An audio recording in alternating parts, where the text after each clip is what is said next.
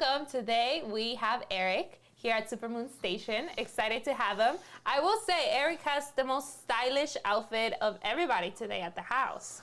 Yo, honestly. Do you want to show us your fit? Oh yeah, let's see. I actually completely always in sweatpants constantly, and then I had a fashion show over at Blockchain Center, and they're like, "Oh no, honey." They're like, "Yeah." So I got They did you right. Yeah. I was like, "Thank you." And I go places now, so I have to like not look like I've been inside of a basement. I love that. Yeah. I will say your hair is also very luscious. What's your hair care routine? Sweat, eating cheesesteaks.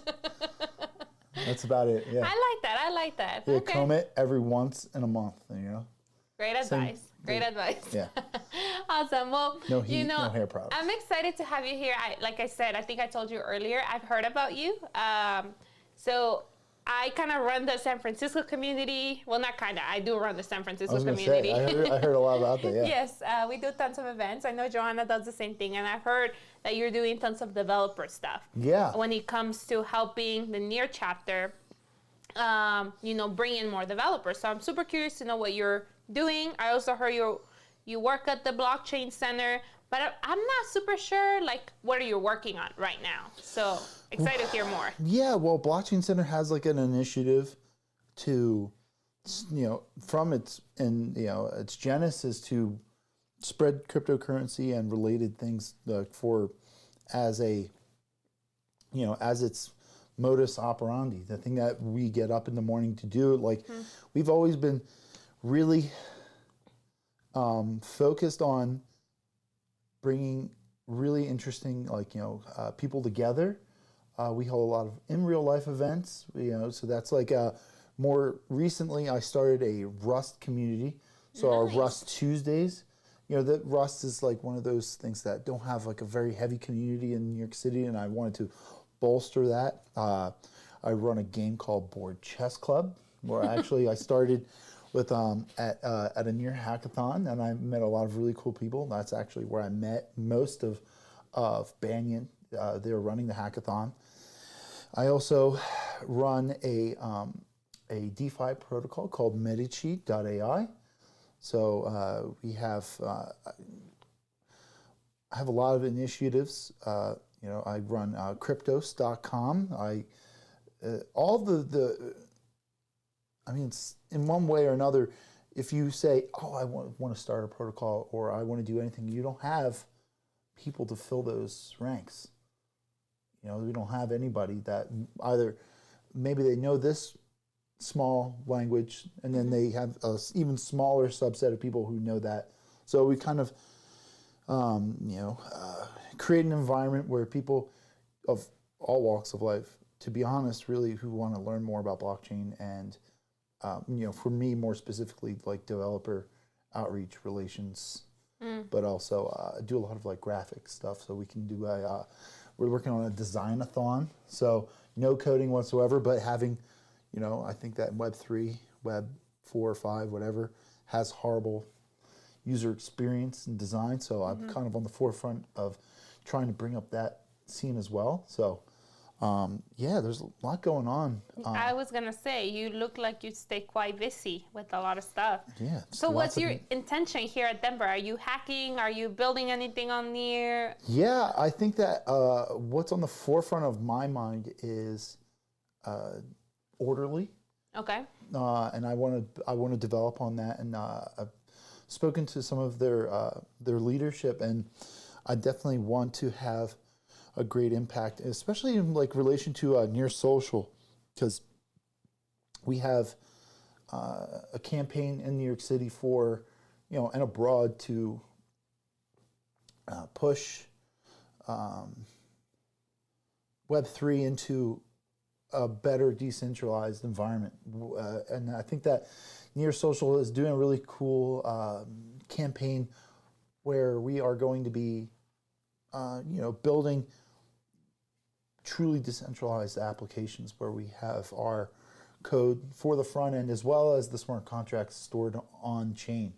So a lot of what I'm going to explore on hacking a lot of those things so I can bring some decentralized front ends to orderly, as well as a port of the chess game. So like having the chessboard and the whole game being encapsulated on chain.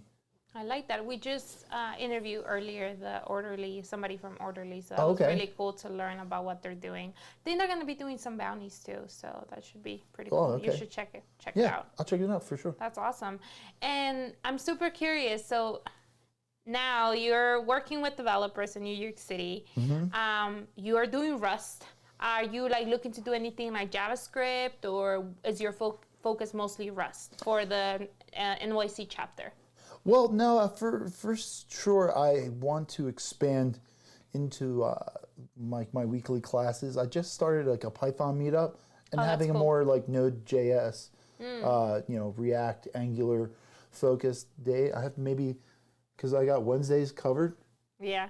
Tuesdays covered. I kind of want to like put that on like a Tuesday or That'd be cool. on a Thursday or a Friday, because there are like a large amount of JavaScript developers that are That is true. that are ready to join in, but there's not a lot of people who are JavaScript developers that are going towards like Web3. Although they are interested or if they heard about it, but I definitely experienced in that type of tooling as well, and I'm interested in as well.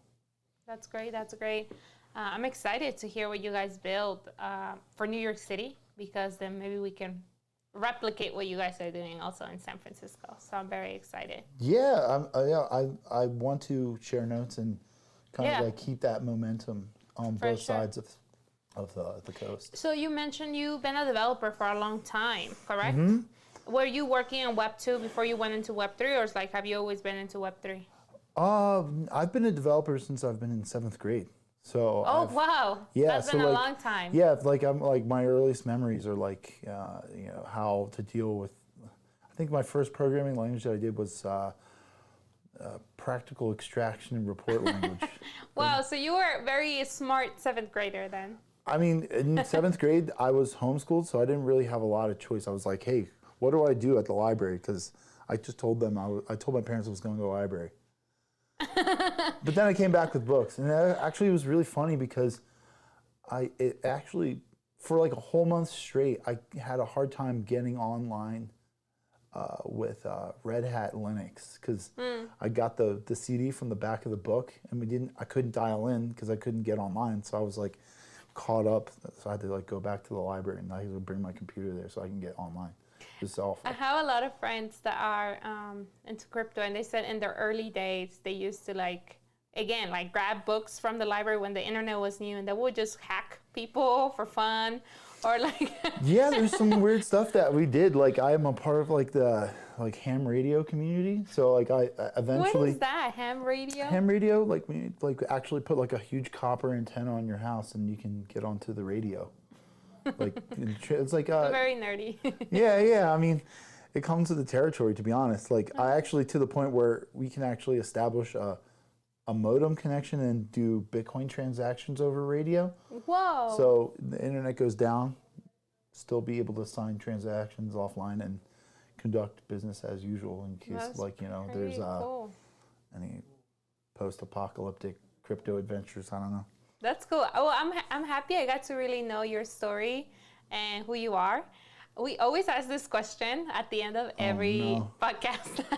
So tell us the craziest story in the crypto space. It can be either funny or inspirational. Hopefully nothing tragic. Okay, definitely tragic. I'm like That's what you funny. can think of? Funny because I laugh it off. Were you scammed? No, I lost scam money? myself. What happened? No, I mean like I was part of the early days. So we would just give out Bitcoin. You gave out Bitcoin? Give out Bitcoins. Yeah, for sure. Yeah. And the people you gave it to probably lost their keys. I don't know. I try to be positive. Maybe they're rich off of you. Hey, that's great. I hope one of us is. That'd be great. Okay, sounds good. Well, thank you for joining us. Can't wait to see what you build near Denver. Thanks. Thank you.